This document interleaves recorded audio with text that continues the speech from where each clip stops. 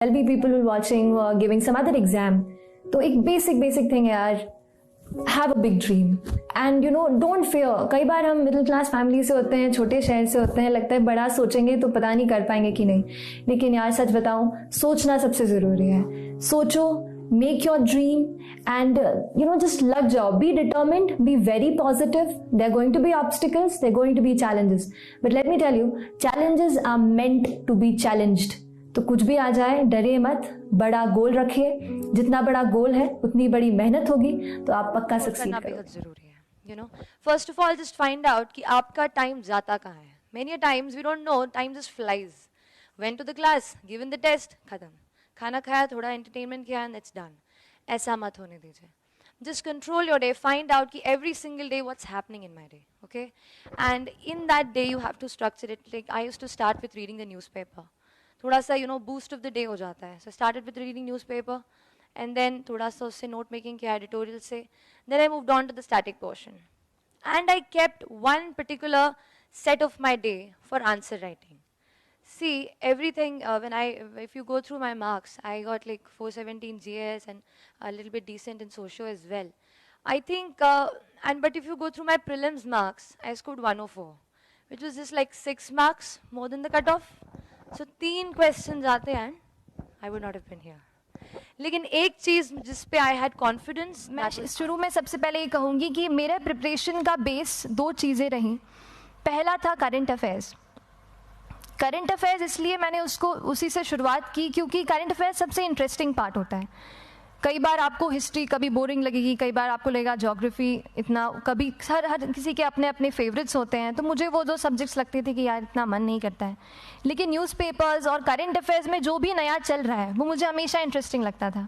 International relations में क्या हो रहा है, क्या सोशल रियलिटीज़ हैं, कहाँ क्या हुआ, उसका क्या इम्पैक्ट पड़ेगा एडमिनिस्ट्रेशन पे और हमारे कंट्री पे. तो उसको आप अपना एक बेस बना सकते हो.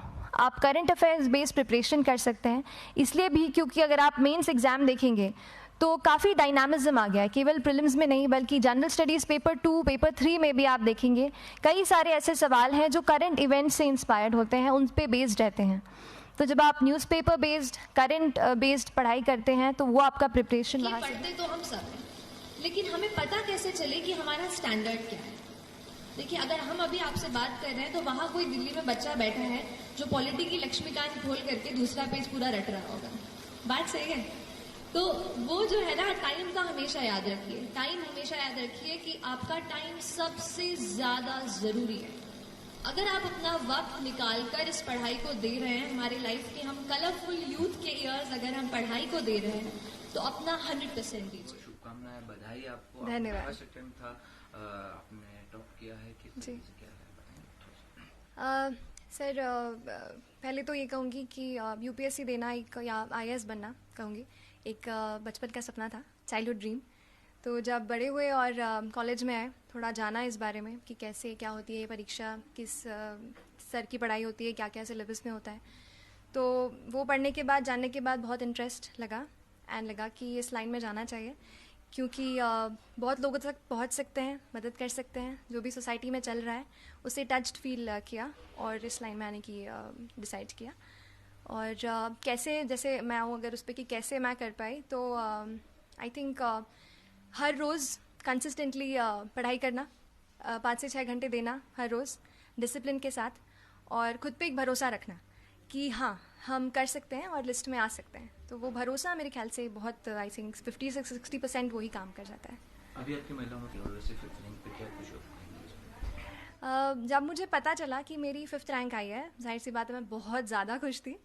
लेकिन जब मुझे ये पता चला कि मैं ऑल इंडिया गर्ल्स टॉपर हूँ तो मैं थोड़ी सी वो हुई, क्योंकि पिछली बार से देखा जा रहा था 1st, 2nd, 3rd रैंक पे हमेशा कोई ना कोई लड़की या महिला रहती है.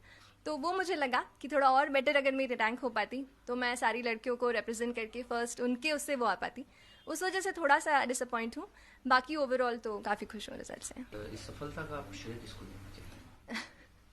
सफलता का श्रेय, यूपीएससी में सफलता, यूपीएससी एक बहुत बड़ी जर्नी होती है. 1-1.5 साल तक आप उस एग्ज़ाम में रहते हैं.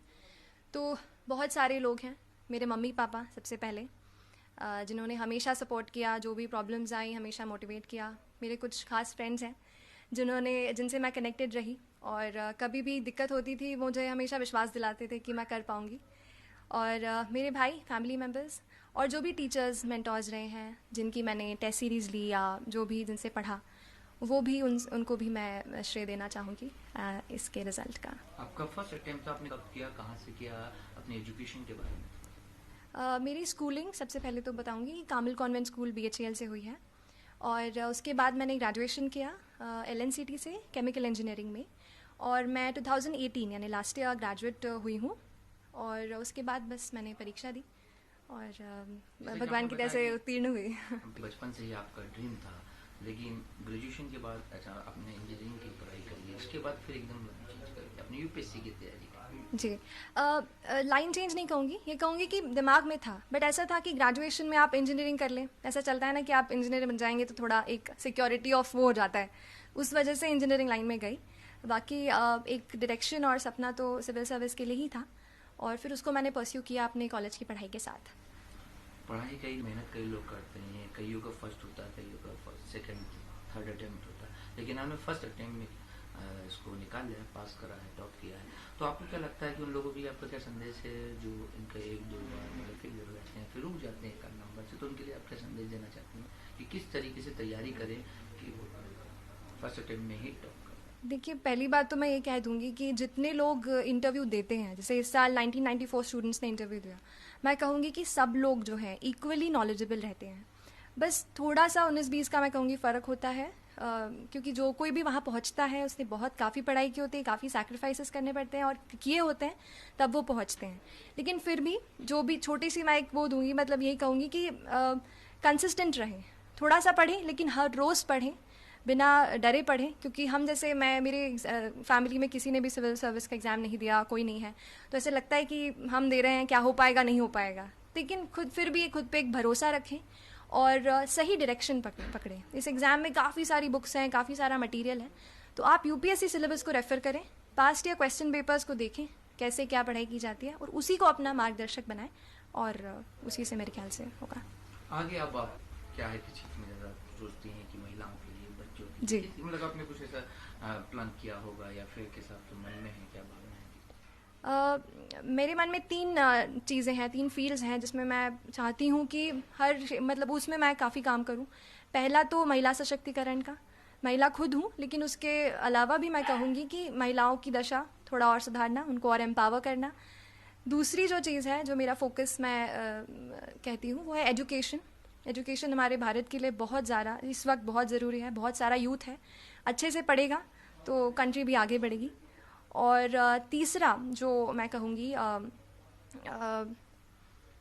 आई थिंक ये 2 मेरे दिमाग में अभी आ रहे हैं। कई बार शिकायत करते हैं, हम लोग भी जाते हैं, हम लोग को मिलते हैं और अक्सर हम खबर देखते हैं कि बच्चे जो मोबाइल में जो एडिक्ट हो जाते हैं, उसमें गेम में या फिर व्हाट्सएप में, फेसबुक, सोशल मीडिया पे जी जी जी जी, कहीं ना कहीं पढ़ाई छूट जाती है। तो ऐसे बच्चों के लिए आप क्या संदेश देना चाहते हैं? ये तो बहुत इम्पॉर्टेंट सवाल है, एस्पिरेंट्स के लिए भी और जनरल बच्चों के लिए भी। अभी हुआ ये सर, इंटरनेट हमारे लिए सबसे इम्पॉर्टेंट चीज़ है। मैंने भोपाल से पढ़ाई किया, इंटरनेट में काफ़ी टाइम गुजारा, उसी से पढ़ाई लिखाई सब वहीं पे, लेकिन वो सबसे बड़ा डिस्ट्रैक्शन भी है। तो हमें ये ध्यान रखना है, पढ़ते हैं तो कोई भी सोशल नेटवर्किंग साइट से दूर रहें, और बच्चे हैं तो गेम्स एंड ऑल से तो दूर ही रहें। थोड़ा बहुत तो चलता है, डेफिनेटली हम रोबोट्स नहीं हैं, ह्यूमन बींग्स हैं, तो एंटरटेनमेंट चाहिए, लेकिन उसके अलावा हम ध्यान रखें कि हमारा जो लक्ष्य हमने डिसाइड किया है, जिसे हम पाना चाहते हैं, उसके लिए निरंतर प्रयास करें। सोशल मीडिया का इस्तेमाल करती थी श्रुति, अगर आप सुन पूछें कि आपने टॉप किया है, तो आप किस तरीके से और कितना वक्त देती थी पढ़ाई के अलावा? सोशल मीडिया साइट पे तो मैं नहीं रही जब मैं पढ़ाई कर रही थी। व्हाट्सएप नहीं था, फेसबुक वगैरह पे नहीं थी ज़्यादा, और बाकी मैंने नहीं ज्वाइन किए थे। तो मेरे लिए मैंने ये बनाया था कि पहला प्रयास है मेरा, अंतिम प्रयास है, मुझे इसी में ही निकालना है। वो एक अंदर से था कि नहीं, अगर पहला है तो देना है, तो इसलिए फिर एक मोटिवेशन भी आया और नहीं किया फिर मैंने सोशल नेटवर्किंग साइट। चलिए, पहला भी अंतिम भी सफलतापूर्वक। जी जी, आपको बहुत thank you so much, thank you.